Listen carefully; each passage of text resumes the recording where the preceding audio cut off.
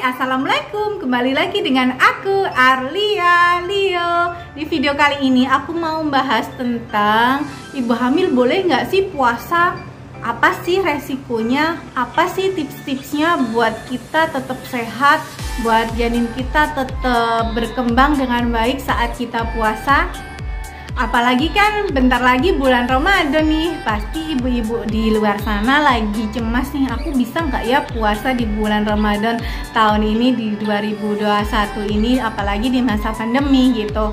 Jadi apa aja tipsnya? Stay tune terus ya, jangan lupa subscribe. Buat kalian yang belum subscribe channel YouTube aku, jangan lupa like, jangan lupa komen, jangan lupa share ke seluruh sosial media yang kalian punya.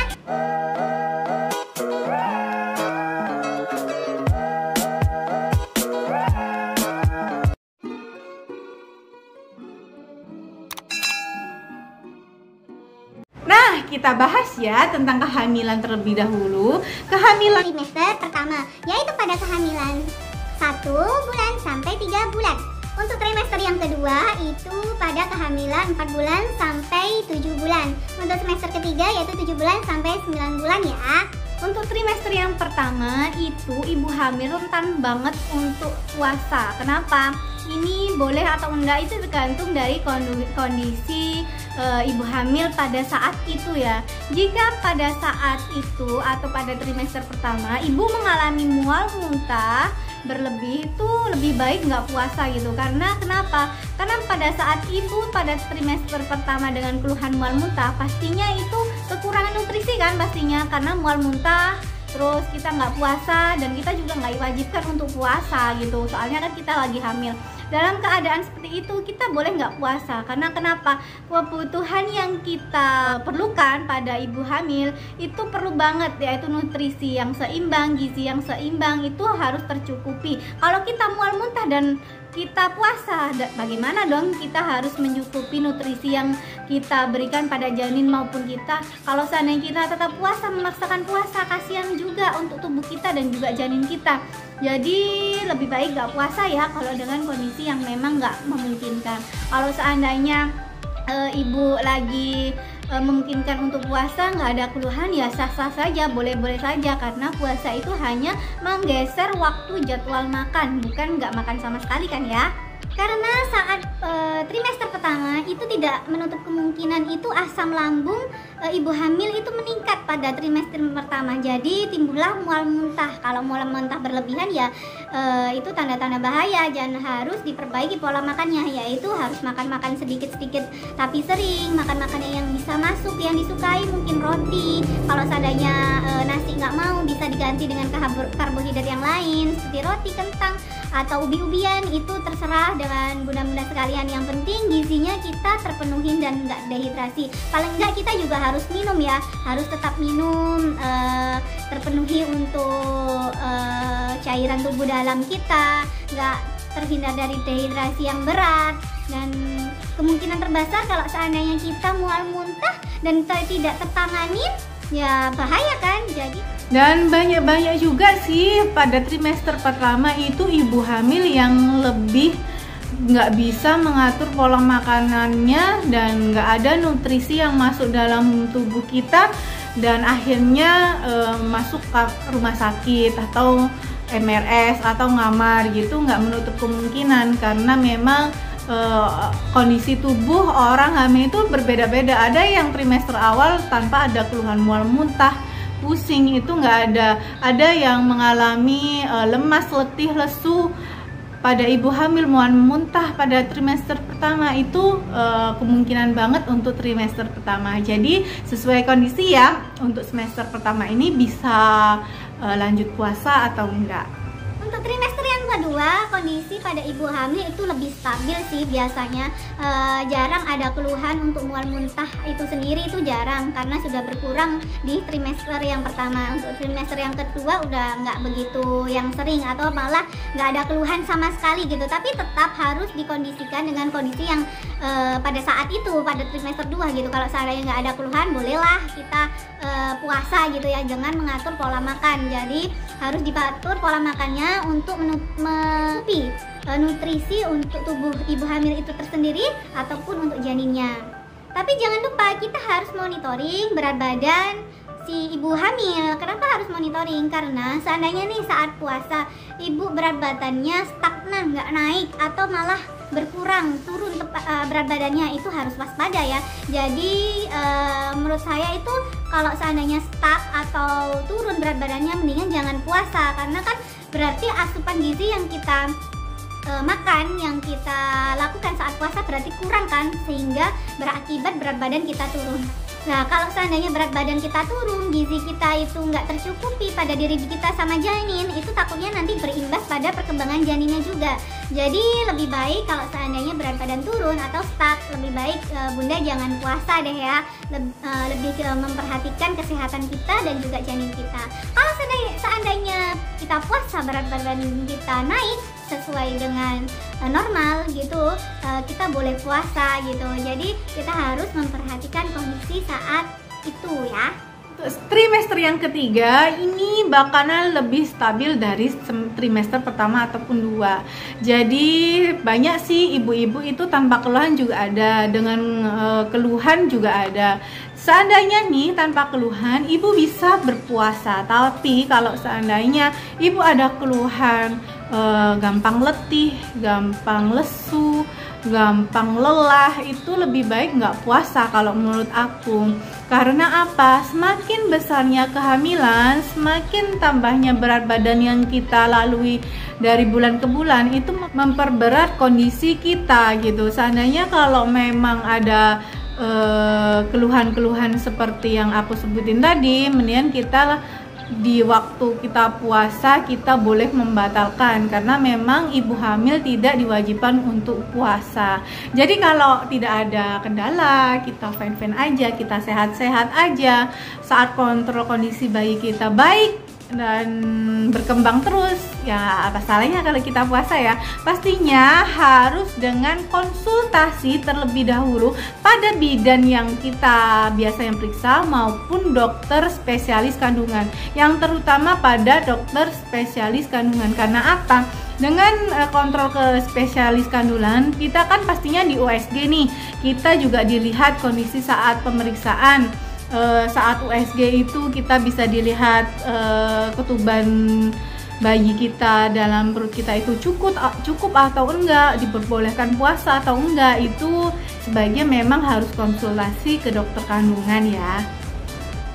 Pernah nggak sih bunda-bunda sekalian berpikir kalau seandainya aku puasa berpengaruh nggak sih sama janin aku? Kira-kira nanti gimana ya janin aku, berkembang nggak? Pernah berpikir seperti itu? Untuk janinnya tersendiri itu memang nggak begitu dirasakan langsung pada saat itu juga reaksi atau akibat dari kekurangan nutrisi. Jadi memang ada tahapan-tahapannya. Tapi yang merasakan langsung atau efek langsung yang langsung dirasakan itu malah pada ibu hamil itu tersendiri loh. Ya kenapa? Karena kalau seandainya kita lelah, kita letih, lesu, kita dehidrasi, itu bakalan ngefek pada ibu hamil itu tersendiri terdahulu gitu. Jadi untuk efek ke janinnya itu ya ada efeknya, tapi nggak besar, nggak terlalu beresiko tinggi seperti ibu saat dehidrasi dan kekurangan gizi. Jadi untuk perkembangan bayi, kalau seandainya dengan ibu kekurangan gizi itu lebih baik kita konsulkan lagi pada dokter kandungan kita ya. Jadi kita harus ada terapi apa, tambahan apa, itu tergantung dari dokter kandungan kita. Kalau seandainya memang gizi kita kurang, kalian terdeteksi dari bulan ke bulan saat kita USG, berkembang nggak berat badan bayi kita, naik terus nggak berat badan bayi kita, itu bisa monitoring saat USG ya. Jadi kita minimalisir saat ibu mau melahirkan atau saat melahirkan bayi kita kurang dari normal. Itu mungkin bisa terjadi ya saat kita nanti kekurangan gizi pada saat melahirkan, bayi kita kurang dari 2.500. Kenapa kurang dari 2.500? Karena nilai normal bayi baru lahir itu 2.500 ke atas ya. Kalau kurang dari itu kan bisa disebut untuk BBLR ya.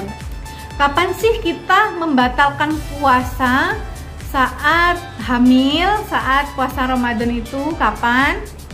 Nah, untuk kapannya itu saat Bunda merasain pusing, mual, muntah, letih, lesu, dehidrasi, kurang minum dan lain-lain, itu sebaiknya Bunda membatalkan puasa. Jangan kurang berapa menit lagi, kurang berapa jam lagi, eman kalau nggak diterusin gitu. Jadi menurut aku sih nggak usah eman ya untuk puasanya itu, karena juga kita bisa mengkodok, kita bisa membayar hutang nanti setelah kita melahirkan gitu kan ya. Jadi kita lebih baik membatalkan, karena takutnya nanti kalau seandainya kita teruskan malah kita nanti pingsan, nanti kita dehidrasi dan lain-lain. Jadi lebih baik dibatalkan aja sebelum. Jadi kesimpulannya itu boleh puasa, tapi harus melihat kondisi kita pada saat itu. Jadi jangan memaksakan berpuasa kalau tubuh kita nggak fit atau lagi dalam ada keluhan pusing, mual, muntah, letih, lesu, itu lebih baik jangan puasa terlebih dahulu. Dan untuk nutrisinya kita juga harus tercukupi ya. Jadi untuk tips untuk bunda-bunda sekalian, saat buka puasa itu kita minum air putih terlebih dahulu secukupnya. Lalu itu kita makan makanan utama seperti nasi, lauk pauk, buah-buahan, gizi seimbang lah ya. Kalau perlu susu untuk ibu hamil ya boleh-boleh aja gitu. Jadi jangan makan makanan yang bukan makanan utama terlebih dahulu, takutnya nanti kita kekenyangan, malah nanti makanan utama kita malah nggak tercukupi gitu. Lebih baik makan makanan utama terlebih dahulu baru cemilan atau susu terusan ya. Untuk ibu hamil dengan puasa itu pasti tercukupi kebutuhannya ya. Karena kenapa? Karena jadwal makan kita yang biasanya siang malam sekarang berubah jadi malam sama ke subuh gitu, mau subuh gitu, tengah malam atau mau subuh. Jadi kita harus memang mengatur jadwal makan yang tepat. Jadi selama kita nggak puasa dari maghrib sampai mau subuh itu minimal minum air itu 2 liter ya. Dan untuk makannya sendiri itu saat buka puasa makanan-makanan utama. Dan selanjutnya bisa nyemil, buah-buahan, lalu susu hamil boleh juga. Setelah itu kan kita sholat isya dan juga mungkin traweh sesuai dengan kemampuan ibu hamil, itu boleh juga traweh. Setelah itu saat kita mau tidur, mungkin seandainya kita tidur jam 10 atau jam 11 ya, jangan malam-malam ya tidurnya, kita bisa makan terlebih dahulu gitu. Jadi kita bisa makan 3 kali sehari sama sebelum kita puasa, makan terlebih dahulu sebelum tidur, terus minum lagi gitu sampai tercukupi kebutuhan nutrisi airnya 2 liter minimal. Terus waktu kita mau sahur itu minum dulu, jangan banyak-banyak. Lalu kita habis minum terus makan makanan utama seperti karbohidrat, lauk pauk, sayur mayur, susu juga boleh. Terus kita tutup dengan air putih lagi gitu. Jadi pola makan kita tetap kan 3 hari sekali gitu ya. Jadi nutrisi kita tetap terpenuhi pastinya kalau waktu puasa. Semua adalah tips-tips buat ibu-ibu hamil di luar sana yang sebentar lagi kan mau Ramadan nih, mau puasa. Jadi nggak was-was lagi, bisa mengontrol diri sendiri, melihat kondisi kita sendiri, bisa nggak sih aku puasa di bulan Ramadan kali ini gitu. Semoga ibu-ibu semua sehat-sehat semua di pandemi kali ini dan puasanya lancar. And see you, terima kasih ya. Jangan lupa subscribe buat kalian yang baru mampir ke channel YouTube aku. Jangan lupa like, jangan lupa komen dan share ke seluruh sosial media yang kalian punya. And see you, wassalamualaikum warahmatullahi wabarakatuh.